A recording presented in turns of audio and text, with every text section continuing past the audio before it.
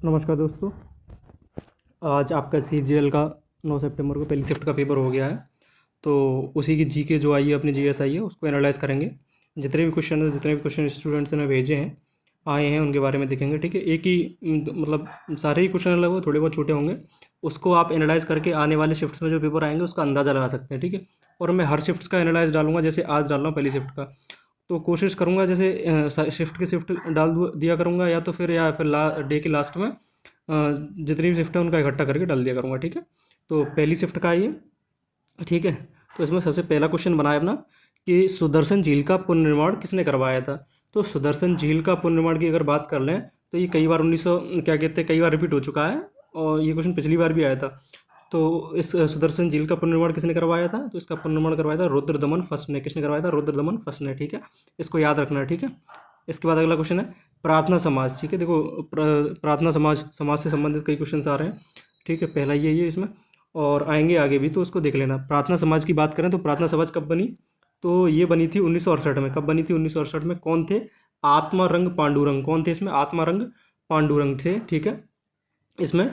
ठीक है, और एम जी राना डे भी थे। एम जी राना डे को भी याद कर लेना। आत्मारंग पांडुरंग के अलावा एम जी राना डे भी थे। ठीक है, इसके अलावा थर्ड क्वेश्चन जो बना है हिस्ट्री का, ये हिस्ट्री के क्वेश्चन से मैंने लिख दिया है कि हिस्ट्री से कौन सा है, पॉलिटी से कौन सा है, और इकोनॉमिक्स से भी आपके कम बने हैं। और ठीक, हिस्ट्री से ज़्यादा बने इस बार क्वेश्चन। ठीक है, तो थर्ड आया है इसमें महेंद्र वर्मन फर्स्ट किस वंश से संबंधित थे।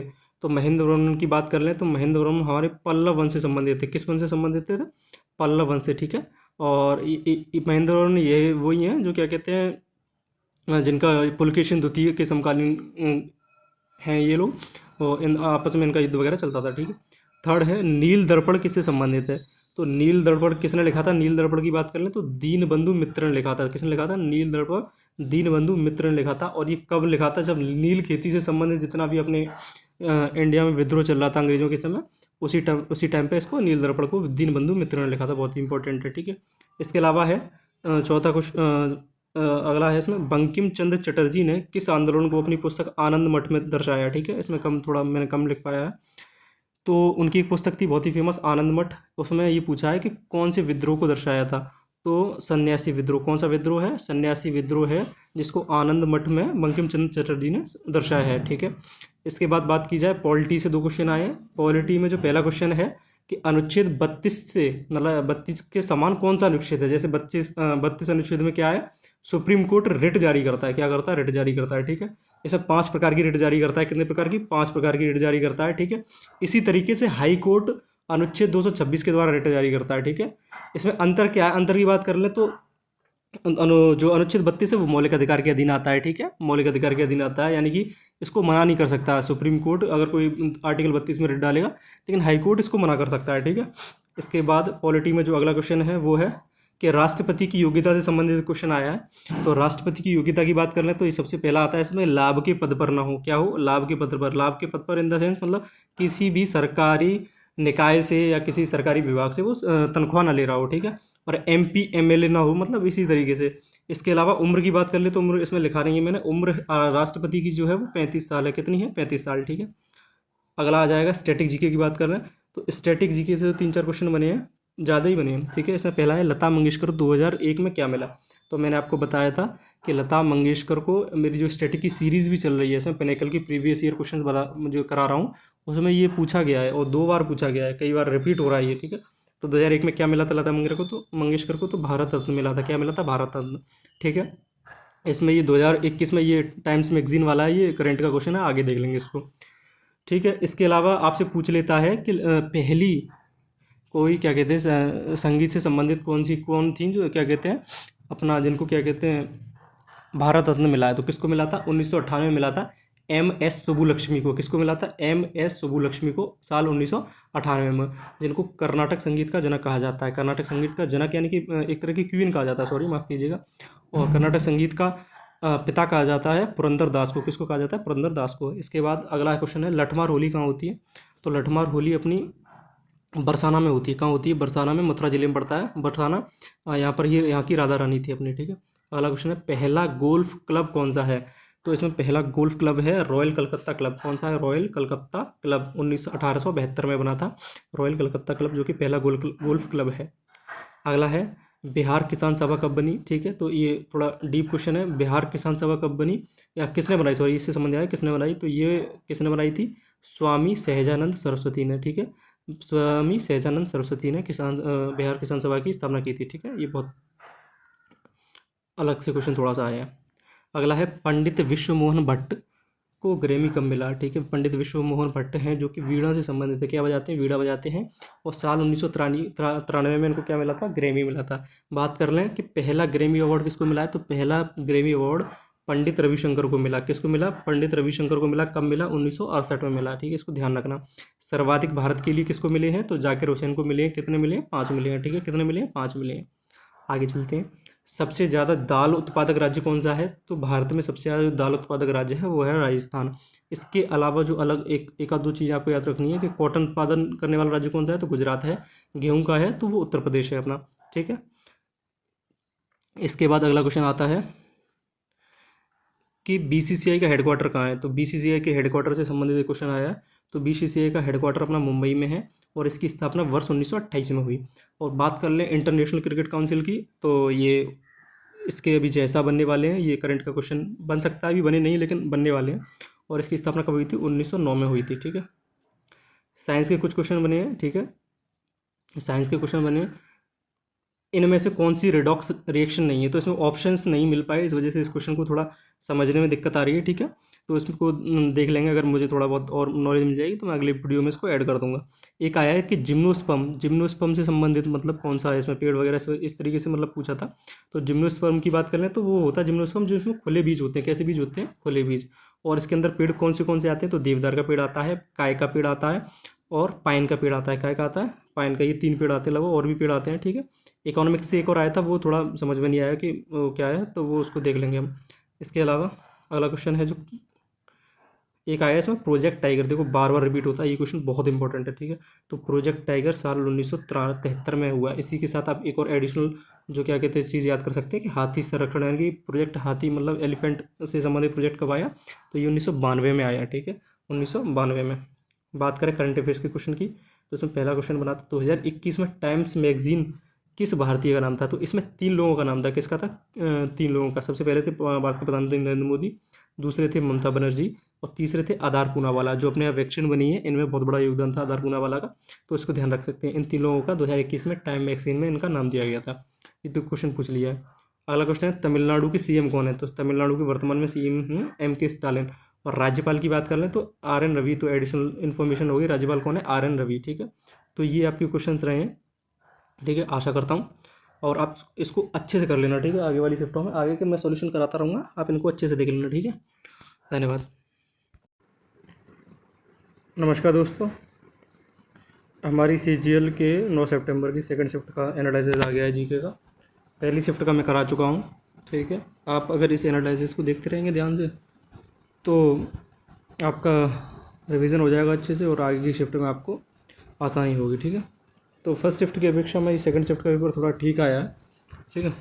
तो इसमें पहला क्वेश्चन आया है कि गगन नारंग ने कौन सा पदक जीता। तो सबसे पहली चीज़ है कि गगन नारंग कौन, देखो ऐसा पूरे क्वेश्चन आ नहीं पाते हैं, जो भी भेजे जाते हैं स्टूडेंट्स वगैरह जहाँ से निकालते हैं क्वेश्चन वही आ पाते हैं, क्योंकि पेपर हाथ में मिलता नहीं, ऑनलाइन पेपर होता है, ठीक है। तो देखेंगे, कोशिश करेंगे कि पूरा ही देखा जाए, लेकिन कुछ भी अगर थोड़ा बहुत क्वेश्चन में आता है, कम नॉलेज आती है तो उसकी थोड़ी डिटेल बताइए करूँगा मैं, ठीक है। तो इसमें आया पहला क्वेश्चन, गगन नारंग ने कौन सा पदक जीता है। तो गगन नारंग किससे संबंधित है, सबसे पहले तो ये बात करो तो गगन नारंग अपने 10 metre air rifle, sorry pistol से नहीं, राइफल से, राइफल इवेंट अलग होता है, पिस्टल इवेंट अलग होता है, तो उससे संबंधित थे। और इन्होंने 2012 लंदन ओलंपिक में ब्रॉन्ज मेडल जीता था। कब जीता था, 2012 लंदन ओलंपिक में ब्रॉन्ज मेडल जीता था, ठीक है। जब इतनी नॉलेज आई है तो अभी बात करें 2024 में कहाँ ओलंपिक हुए, अपने पेरिस में हुए हैं।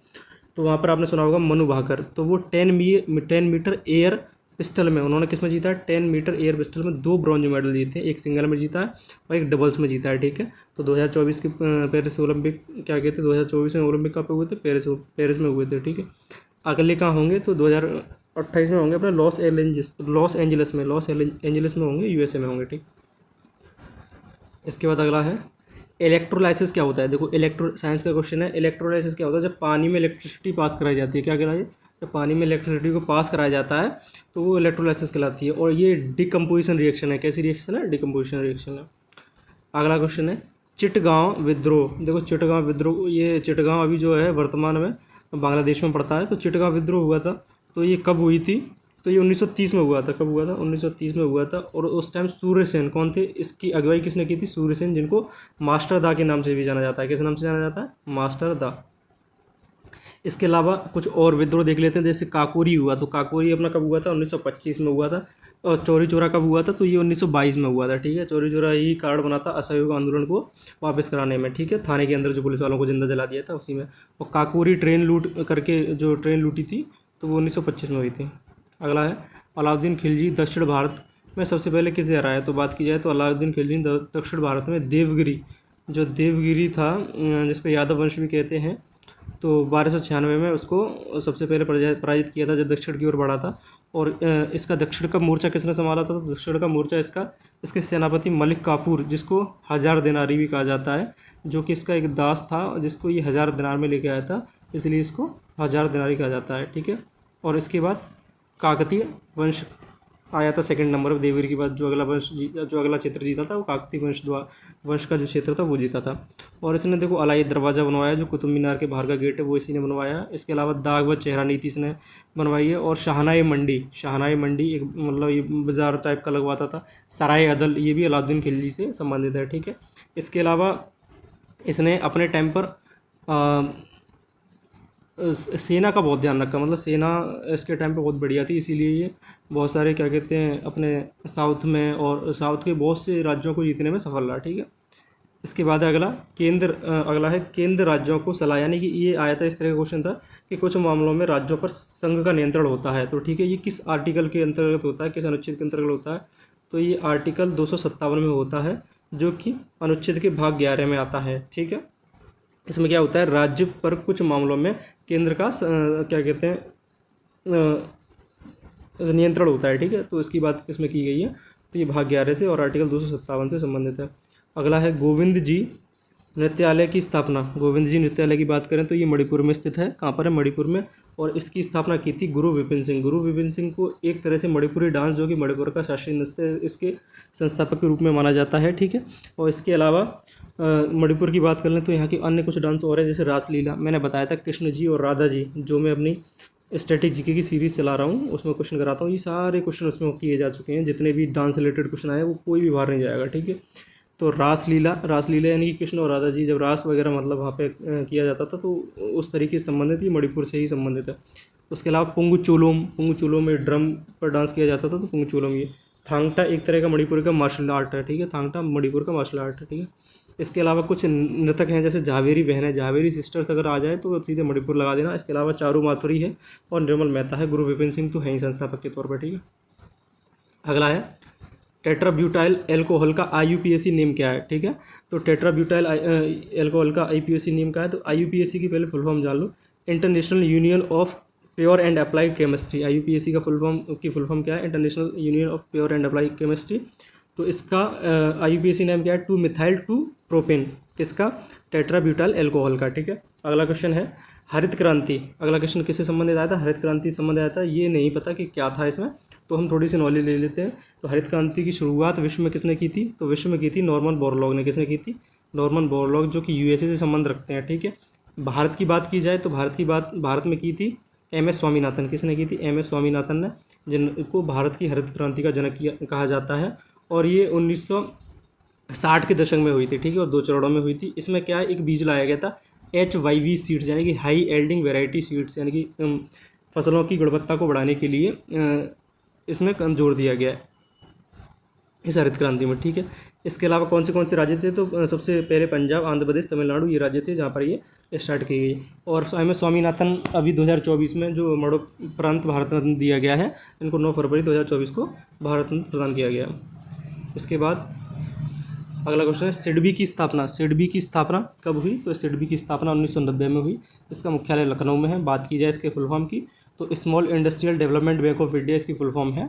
तो लखनऊ में इसका मुख्यालय सॉरी, ठीक है, और 1990 में इसकी स्थापना हुई। और इससे रिलेटेड एक और कर लेते हैं, जैसे एक नाबार्ड बैंक है, बहुत इंपॉर्टेंट है, इसकी फुल फॉर्म है national bank for agriculture and rural development. इसकी स्थापना 1982 में हुई। इसका हेडक्वार्टर मुंबई में है, ठीक है। तो ये पूछ सकता है आपसे आने वाले अपनी शिफ्ट्स में। अगला है टेबल टेनिस गेंद का वजन कितना होता है, तो ये 2.5 से 2.7 ग्राम होता है टेबल टेनिस। इसके बाद है अगला, भारत का सबसे पहला हाई कोर्ट कौन सा है, तो भारत का सबसे पहला हाई कोर्ट कलकत्ता है, जिसकी स्थापना 2 जुलाई 1882 में की गई थी, ठीक है। फिर एक और क्वेश्चन आया इसमें, 2011 महिलाओं को जनगणना में महिलाओं की रोजगार में भागीदारी की बात की गई है। तो इसमें महिलाओं की जो भागीदारी है वो लगभग 25% है, और जो पुरुषों की जो भागीदारी है लगभग 53% है। तो ठीक है, एक डाटा है जब पूरा एक्यूरेट नहीं है थोड़ा, तो ध्यान रखना। तो महिलाओं की कितनी 25% और पुरुषों की 53% रोजगार में भागीदारी की बात कर रहा है, ठीक है। इसके बाद आता है सुप्रीम कोर्ट के जज और जज के जो वेतन और भत्ते होते हैं वो कहाँ से दिए जाते हैं, तो इनके वेतन और भत्ते आर्टिकल 125 से दिए जाते हैं।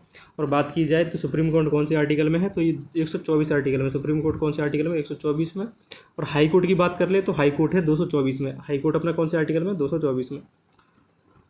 अगला है महाराजा महेंद्र प्रताप सिंह विश्वविद्यालय का उद्घाटन कहाँ पर किया गया है, तो इसका उद्घाटन किया गया अलीगढ़ में, ठीक है, अलीगढ़ में इस विश्वविद्यालय का उद्घाटन किया गया है।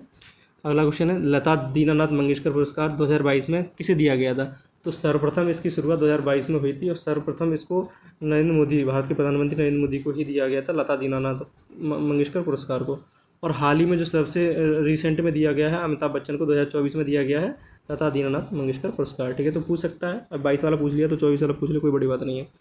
अगला क्वेश्चन है, सूर्यदेव की पूजा किस त्यौहार में की जाती है, तो इसकी पूजा सूर्यदेव जी की जो पूजा है वो छठ पूजा में की जाती है। जो छठ पूजा है बिहार में बहुत बड़े पर्व के तौर पे मनाया जाता है, ठीक है। अगला क्वेश्चन है, लू किस ओर चलती है, तो बात की जाए तो लू किस ओर चलती है, लू पश्चिम से पूर्व की ओर चलती है, जो कि एक तरह से उत्तर भारत की एक गर्मियों में चलने वाली एक हवा है, ठीक है। जैसे कहते हैं अपने उत्तर भारत के जो लोग हैं वो जानते होंगे कि लू दोपहर में मत जाया करो, लू लग जाएगी, तो वो लू यही है, ठीक है।